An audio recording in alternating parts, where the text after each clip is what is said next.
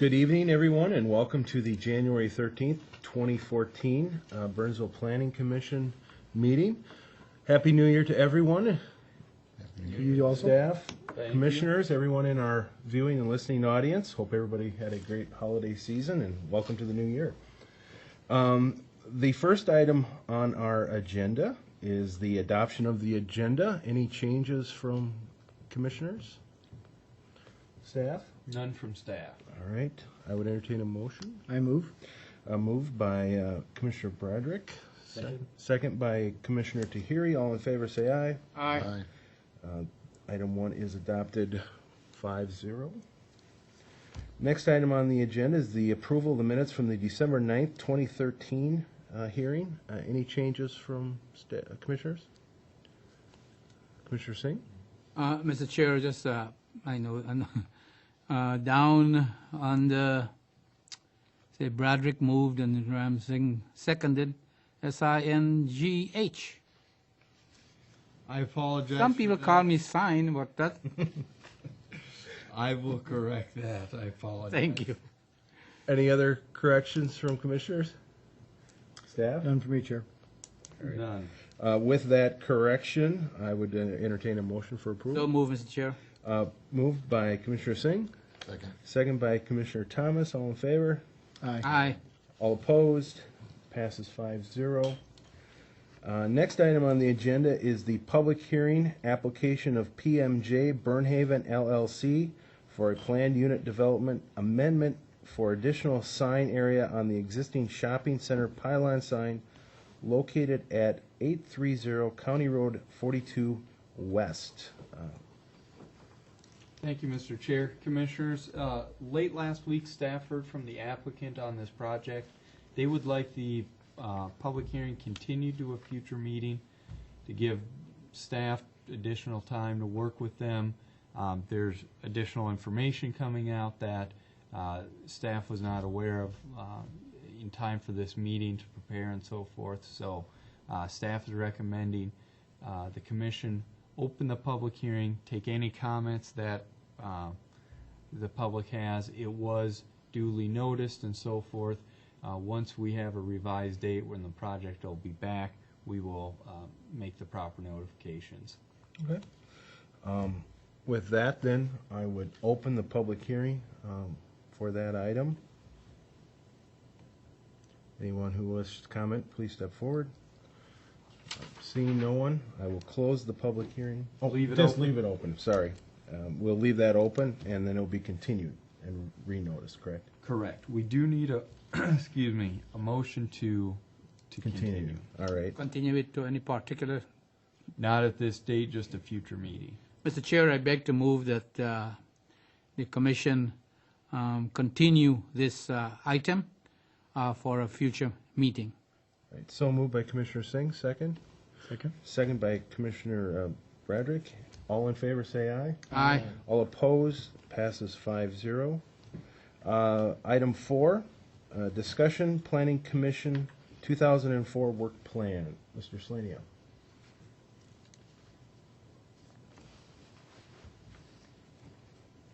Thank you, Commissioners. With the new year, staff likes to take this opportunity to update the Commission, remind the Commission, I should say, on everything that was done last year and look ahead to 2014 and see what other items are on the horizon. There are some things we know will be coming down the way, and I want to outline those for you. As you can see by the image in front of you, there was quite a bit of ordinance amendments done and work done by the Planning Commission in 2013. We looked at residential metal roofs, the dealership display pads, significant study and analysis of thrift stores, and subsequent ordinance amendments. Mobile vending was also a topic. The Planning Commission and Council reviewed trying to deal with that. This new type of business, or this successful type of business. The I-3 office uses, that is something we did not complete in 2013. As you recall, we were looking at definitions of medical and office and a medical office and all those overlapping items. We didn't complete that simply because of time, but we have carried that over, and we expect staff will be getting that back to you in the next couple months. And there were also some subsequent subdivision ordinance updates. These were very minor, but items that needed to be done for consistency with the comprehensive plan. So not bad for 2013. We were certainly not twiddling our thumbs much, and I think the same will go for 2014. Let me start at the top. This is the I-3 discussion. Again, we'll bring this back shortly and bring some resolution to this. These other 3 items that we know will be in front of the Planning Commission, or we expect highly they'll be in front of the Planning Commission in 2014, are really being brought through other departments and other commissions, and will be going through the Planning Commission on their way to the City Council. The first is an update to our surface water management plan. There are some changes that have come through. I believe it started with FEMA addressing, whether you call it climate change or whatever you want to call it, that the idea that we're getting multiple 100-year rain events in certainly less than 100 years. And we need to address, both FEMA and the cities and so forth need to address how we're dealing with that from a water quality standpoint, from a safety standpoint, through FEMA and so forth. So this is being directed through our Parks and Natural Resources. We've got a consultant hired and proceeding with work to get the PNRC up to speed on this. They'll study it, likely make ordinance recommendations, which at which point the Planning Commission will get involved on those ordinance amendments before it would ever go to City Council. At this point, I know it's coming.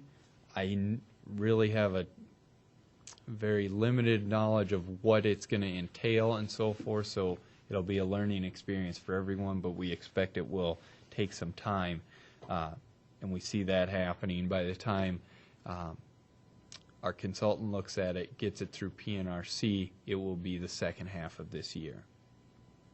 As far as other environmental issues, we are also moving forward with an environmental overlay for our wellhead protection area.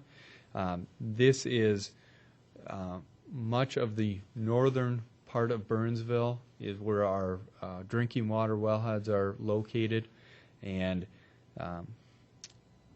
we have some very loose, very nondescript requirements at this point, and what we're looking to do is really enhance those requirements, protect our drinking water, and this is going to get into the types of businesses that are able to operate in these areas, really where certain businesses can operate, how they operate, and so forth, dealing with contaminations that might come out and subsequent contaminations that would end up affecting drinking water. So again, a proactive approach. We have not had any issues, and we want to make sure we get this in place to protect us moving forward. Again, this will come from our Public Works Engineering Department. I don't know what other bodies it will be reviewed prior to Planning Commission. Probably our Economic Development or Economic Growth Commission will see it, and then move forward to the Planning Commission and then City Council. Again, this is likely second half of 2014 because of the preliminary work that needs to be done. Finally, we have not looked at our ordinance provisions for solar energy in quite a while. We have been discussing metal roofs. We've been discussing wind energy and so forth. Solar also seems to be a hot topic and something that the council and our city sustainability committee is going to be looking at as we move forward. And again, most likely ordinance changes that the commission will want to see later this year. So we know we have those 4 items. We know they're going to be somewhat time consuming. Before I move on to the additional topics that I've got listed, are there questions on the first part, the first 4? Anyone have any questions they wish to pose to Mr. Slania? That's fine. Whether we like it or not, I think they're coming our way, so we're gonna have to deal with them. The remaining 2 items, again, as the years go on, staff keeps somewhat of a cheat sheet of hot topics, problem topics, questions commissioners bring up, and we try to keep a tally of those, and when opportunity arises, bring that back and see if this is something we want to study, spend time on. Maybe it does generate an ordinance amendment, maybe it doesn't, but at least we've discussed it and we're being proactive on what we can. The first is restrictions on LED light banding. Not to throw Holiday under the bus, but they're the best example we have, because I believe in 2012 or 2013 they went through and did some store-specific modifications where they're adding that blue LED band not only around their freestanding pylon signs, but also around their canopies and sometimes their buildings. It gained a lot of attention. We do, from a zoning standpoint, regulate this banding. There is a certain percentage of each linear foot of this banding that's counted towards their signage requirements. So just like any other sign or any other advertisement, a building or a business is limited to a certain amount of LED banding, just like they're limited to a certain amount of square footage for signage. This is thrown out to the commission. Has this been a concern? Is this something we should look at addressing? We're certainly not getting into percentages or calculations tonight, but it's something we can study, bring back information on how other communities are dealing with it, and discuss it. The second item would be our building perimeter landscaping. In all of our zoning districts, the landscaping requirements provide a 50% landscape buffer or green space buffer around each building. And the intent of that is so that you're not going right from the building wall to the parking lot, or right from the building wall to a sidewalk to parking lot. So that there is some aesthetic benefit, some green space.